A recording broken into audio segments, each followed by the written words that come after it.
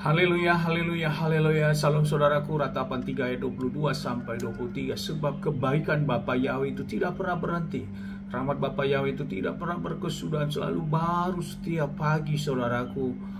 Dan begitu besar kasih setia Bapa Yahweh di dalam kehidupan kita. Kita bisa kembali bangun pagi pada pagi hari, sesungguhnya semuanya oleh karena kebaikan Bapa Yahweh. Renungan KPI Mayim Kayim pada hari Kamis tanggal 5 Agustus 2021 atau pada tanggal 27 Af 5781 yang merupakan kelanjutan dan pembacaan renungan Torah kita diambil dari kitab Devarim atau kitab Ulangan 10 ayat 1 sampai 2 yang berkata demikian saudaraku. Pada waktu itu berfirmanlah Yahweh kepadaku, pahatlah bagimu 2 loh batu seperti yang pertama dan naiklah ke gunung kepadaku, dan engkau harus membuat bagi dirimu sebuah tabut dari kayu, dan aku akan menuliskan pada 2 loh itu firman yang terdapat pada loh yang pertama yang telah engkau pecahkan itu. Kemudian engkau harus meletakkannya ke dalam tabut itu. Saudaraku, firman yang baru saja kita dengarkan ini perikop tentang loh batu yang baru saudaraku.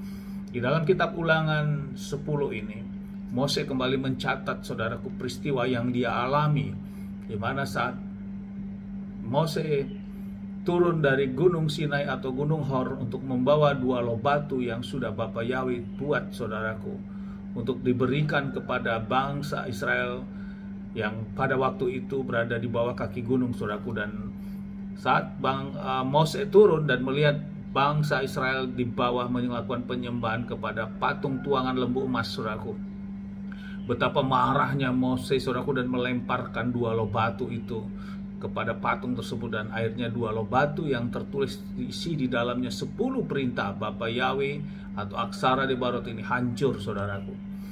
Dan kemudian Bapa Yahweh memerintahkan kembali untuk Mose memahat 2 loh batu dan untuk naik kembali ke Gunung Sinai. Kemudian Bapa Yahweh menulis 10 perintah yang sama terhadap 2 loh batu ini saudaraku. Lewat peristiwa ini saudaraku yang menjadi renungan kita, tentu kita merenungkan apa makna terjadinya hal ini saudaraku di dalam Torah ini. Kalau kita lihat secara kasat mata manusia saudaraku, seolah-olah kita melihat bahwa Bapa Yahweh itu kok membuat karya yang Bapa Yahweh sendiri kerjakan kok bisa dihancurkan demikian saudaraku. Namun di balik itu semua peristiwa ini memiliki suatu hal yang penting yang harus kita dapatkan saudaraku, dan hal yang penting dan sangat prinsip. Bapa Yahweh sangat tahu apapun yang terjadi saudaraku terhadap bangsa Israel pada waktu itu, bahkan di dalam kehidupan dunia ini, karena Bapa Yahweh lah yang telah ada, yang ada, dan yang akan datang, sehingga Bapa Yahweh sangat tahu apapun yang terjadi bahkan di dalam kehidupan umat manusia saat ini saudaraku.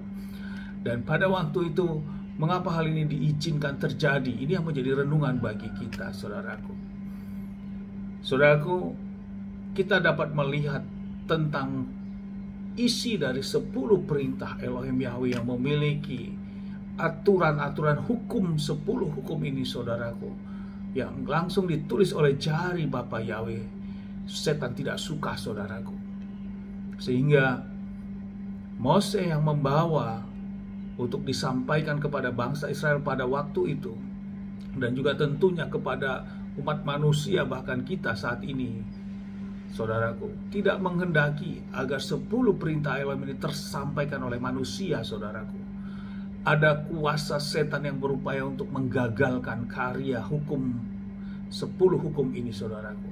Dan lewat Musa sekalipun saudaraku, dia tidak mampu untuk mengendalikan emosionalnya saudaraku, sehingga kuasa spirit si jahat ini mempengaruhi Musa sehingga emosionalnya muncul dan melemparkan kedua loh batu ini ke patung itu saudaraku. Dan bila itu tidak dilakukan dalam membuat hukum yang sama saudaraku, berarti setan saat itu menang saudaraku. Dan dia akan berkata, setan tentu berkata, hukum itu tidak sampai kepada manusia, dan akhirnya manusia tidak memiliki suatu jalan hukum yang dilakukan sesuai kehendak Bapa Yahweh. Itu yang perlu kita menjadi renungkan, saudaraku. Sehingga betapa pentingnya, betapa strategisnya untuk 10 perintah hukum ini yang harus kita kerjakan, saudaraku. Sehingga Bapa Yahweh mengizinkan kembali untuk membuat 2 loh batu untuk Mose memahat kembali dan menulis hukum itu dengan jari tangan Bapa Yahweh langsung dengan isi yang sama, saudaraku. Ini yang menjadi renungan bagi kita, saudaraku. Jadi kita bersyukur, saudaraku, kita bisa memahami hal ini, betapa pentingnya, betapa strategisnya untuk kita menuju untuk masuk dalam keperkenanan Bapa Yahweh melakukan 10 hukum perintah ini, saudaraku.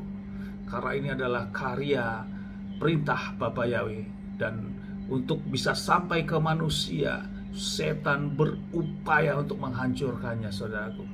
Tapi Bapa Yahweh tetap konsistensi dengan hukumnya dan menuliskannya kembali ke dalam 2 loh batu yang baru, saudaraku.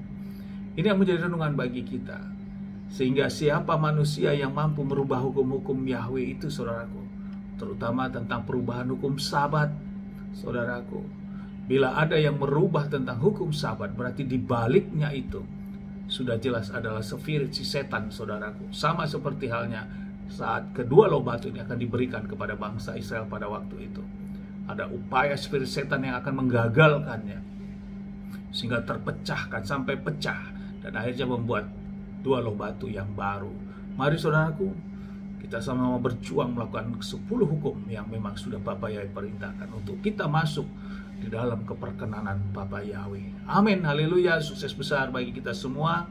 Maju terus kita dalam iman. Dari tempat ini saya berdoa, Bapa Yahweh memberkati dan melindungi kita semua dimanapun kita berada.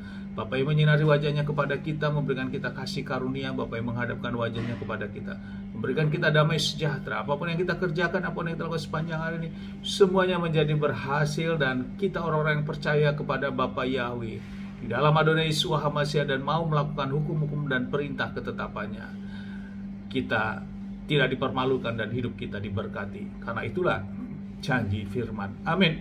Haleluya. Shalom, saudaraku.